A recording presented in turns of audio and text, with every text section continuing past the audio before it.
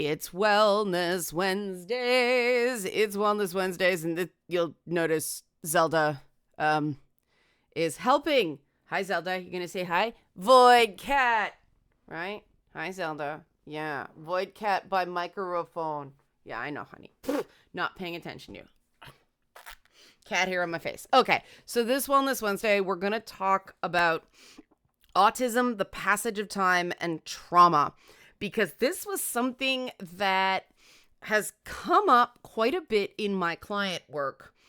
And it was something I noticed anecdotally, and then I decided to actually look up what was going on, because I searched it in the past and Autism Speaks came up, and I was like, okay, we're not going to use that as a source for obvious reasons, but there actually is some evidence, some research papers to make a connection between atypical time perception abilities and autism. Now, it is not a characteristic trait of autistic people, but this is something that has been found with, you know, a lot of autistic people, specifically atypical time sensitivity, meaning knowing how long something is taking, interval timing, and higher order time perception, meaning how much time has gone by. And let me do the help support this channel thing, and we'll get into why that's important for trauma, right? Help support this channel. Become a monthly patron, patreon.com/Leanna K, or buy a one-time Leanna Care session for someone who can use it but can't afford it, like these people who have helped, you know, guide the content that I'm talking about today. Coffee.com/Leanna K. Those are super, super, super important. Those donated sessions, super important. Please, please, please. Yeah, begging, please. But literal e-begging. Yeah, I have no shame. Okay, so what I've found, first of all, this is something I'm still not good at, managing time with autistic clients, because I recognize that the onus is on me to make them aware of how much time is passing. And sometimes I run late for the next client just because I don't want to cut them off. And I am still working on my technique here, because I have noticed that, yeah, the time perception thing is real. And I think that's part of the reason that conventional therapy can be so for autistic people, because therapists tend to be very, very punitive regarding time, or they'll cut things off in the middle of an info dump. And okay, for autistic people, you don't have to know, like, being cut off in the middle of the info dump, painful thing, right? But another painful thing I have found does regard traumatic events and healing from the traumatic event, and the loops that everybody goes through with trauma, but the loops with people with autism, instead of being aided by the passage of time, the perception of the passage of time, it spin like a whirlpool, right? And autistic people can get really stuck in it. Now, why does this matter? Well, because there's these abstracts that for autistic people are nothing more than platitudes. It just takes time. Let it go, right? Find closure. In my own experiences in trauma therapy, I found all those things to be epic bullshit. Closure, for me, maybe I'm on the spectrum and don't notice it. Many people I know who have autism are like, no, you're one of us. I am neuroatypical. I'm just not diagnosed with autism. But it's like closure is a pleasant byproduct of processing. seeking closure, it will be more and more and more elusive. I've found the more I tried to get better, the more I stayed stuck. The more I started examining the loops, the various traumatic processes, understanding it, accepting it, working with it, finding a new story to tell myself about it, and not in a stupid way. I'll come right out and say it. A lot of the stuff. Sorry, I'm adjusting my clothes. That's distracting, but I'm not used to these sorts of necklines. Everybody's like, "You look great." I'm like, so exposed. Anyway, the processing, the exploring it, the making it make sense was really significant to me. And I mean, maybe this is an intersection point of complex trauma that affects your chronological memory, but also a sense of how much time has passed because there's part of you stuck in the trauma. I'm always so happy when I can remember about how long ago something was, because it means my brain is healing, because I didn't used to be able to do that. It's really weird. And I find for autistic people, that traumatic event is as fresh now as it was 20 years ago. And people are like, why can't you let it go? Or you have to find a way to let it go. And that is an incredibly frustrating thing to say, because one, what does that mean? It's an abstraction. Two, don't you think they've tried? Like, really, it's one of the most insulting things people accidentally say to people with trauma. Just find a way to let it go. And I had therapists saying this to me. And it was finally when I got a social worker who I had better luck with than psychotherapists or psychiatrists. Not that there aren't great psychiatrists out there. Some of my clients have them. And they're the ones that are most excited about peer counselors. I love those psychiatrists. But, the ones I had didn't work for me. The social worker did, because the social worker focused on control what you can control and really focused on that environmental pillar, which is why I was like, okay, I can do that for other people, right? That's how I got into this. And one of the things that I do with clients is construct rituals. And I'm going to talk about Alan Wake too, because it's like, this is the ritual to lead you on, need to go deeper. All of the things that game deals with actually work with healing from trauma.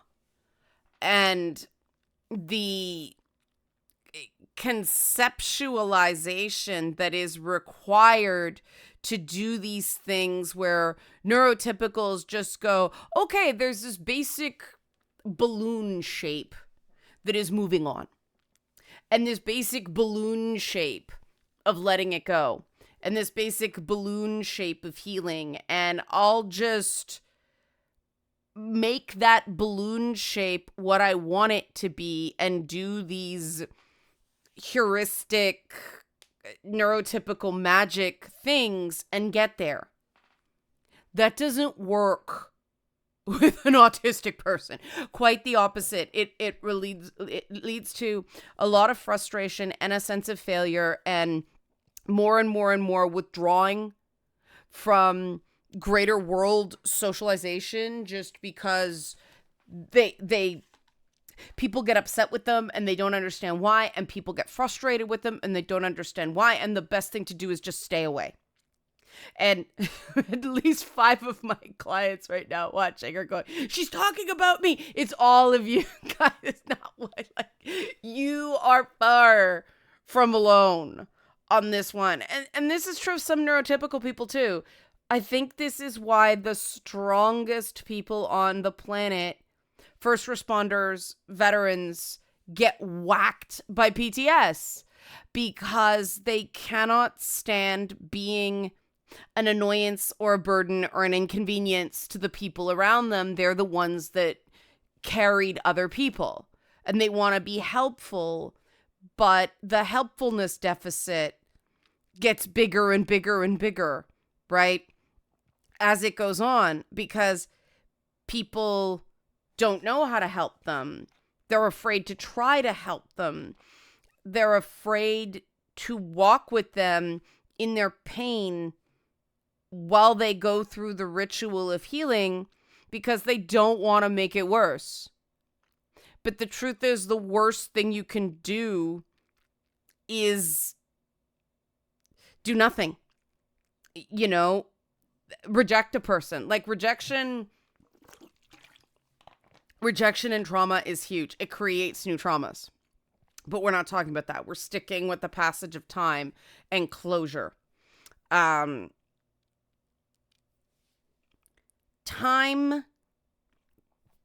This is going to be a weird thing to try to explain because they are metaphors. And metaphors, autism, not necessarily the best fit. And autism manifests in weird and wonderful ways. Weird is a good thing for me. I have a stuffed opossum. This is Mortimer. So when I say weird, one of the things you have to do is embrace your weird. Hence this, right? Hence me being weird, me modeling behavior of weird, because weird is what's going to get you through. Trauma, especially social trauma, is about feeling rejected. Not just like you don't fit in, but like it would be better for the world if you were far away from other people. And part of that is the weird thing, that weirdness feels like some big, difficult thing for other people to carry. And it's not. Stuffed opossum, people. I love him. But that is a big barrier. And in order to heal from trauma, you do have to get kind of selfish. And then people tell you selfishness is a bad thing. But this is why I'm a big believer in rational selfishness. Again, something for another time. So people are getting more and more and more isolated. And so they have more and more and more time for those recursions to happen in their thinking. The loops, it on repeat, right? Again and again and again. And that combination of events makes the traumatic event from years and years and years ago. Trauma in general, the reason you flash back is because a part of you's still there. But when you're autistic and have an atypical perception of time, that just multiplies. And so instead of this kind of naturally happening, which I don't believe it naturally happens for anybody healing. I think some people are just in lucky environments that do the things that help them heal. For everybody else, we need to construct the process. And for an autistic person, using a special interest as a structure for healing, I find is incredibly useful because it's comforting. It makes them feel good. They want to engage with it. And it's a question of, I'm a broken record saying to people, because a lot of people, especially guys, are like, you got to be sick of hearing this now. As like, oh God, this is the thing about peer support, okay? As the person people were sick of hearing about it from, I will never get sick of a client going through the same thing. It is necessary. It is necessary for a neurotypical person. I think it is even more necessary for an autistic person. I should be saying allistic and autistic here because it's catch-all. I'll try to do that going forward in this video. But there needs to be a construction of processing. And there needs to be a structured movement from the event to now. So instead of time, which is wibbly wobbly, it's space. Because that's what passage of time does in an holistic brain. See, I remembered that time. Time creates space. Time, the passage of time, the further away from you are in an event, if you're holistic, in this case neurotypical because it's other conditions other than autism, more time pass, less relevant. Not true for autistic people. So time equals space for an holistic person. We need to create space actively for an autistic person because the heuristic of time doesn't do it. Hopefully that makes sense because we're going to move on to what you can do. Various rituals are suggested. The autistic people I work with really like sharing. Now, part of it's because they're creative and they're gamers. So putting it somewhere and then sharing it with people is a way of breaking it up into smaller pieces, right? And that can help remove some of the shame. Not everybody's going to get it, and they know that, but some people do. They feel less alone.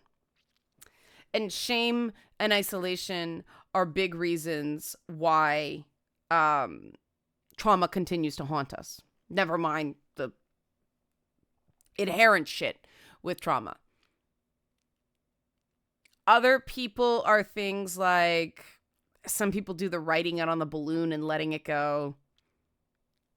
If you like balloons, awesome. Writing it down, throwing it away. Now, the thing that a lot of self-help programs get wrong is that one time may not be enough. Most of the really old religions, in Judaism, it's called yahrzeit.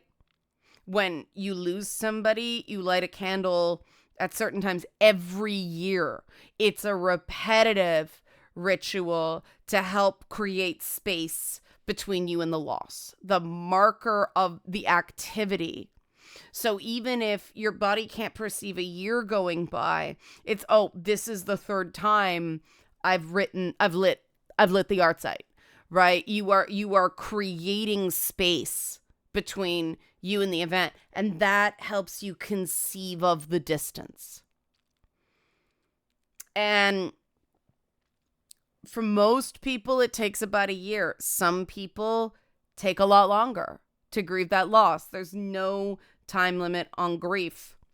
What we want to see is progress. I mean, I know a guy, he was stuck for like 3 years and then it slowly started improving and then it got a lot better and now he's thriving, right? It happens. It can happen, right? Some people take 20 and those are not wasted years, right? If somebody spends 20 years writing an absolutely brilliant novel, Winds of Winter, George R. R. Martin, are we going to say he wasted 10 years writing the book? Only if he's not actually writing the book, right? But no, the time spent working on it isn't wasted if it comes out, right? So those decades weren't wasted if we can create the exit corridor, right? Whatever you think of it as, corridor, staircase, like let's stop thinking about closure and let's start thinking of a liminal space. You know, something that passes you from one area to the other. Your load screen, your elevator while things are background loading, right? Like the cutscene, whatever metaphor you want of going from that past, which is still very much your present, to the actual present that you deserve to be a part of.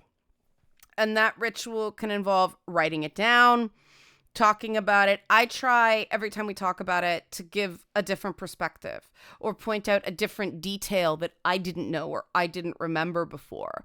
Or what's another way you can chain these thoughts together? What's another story you can tell yourself about the why?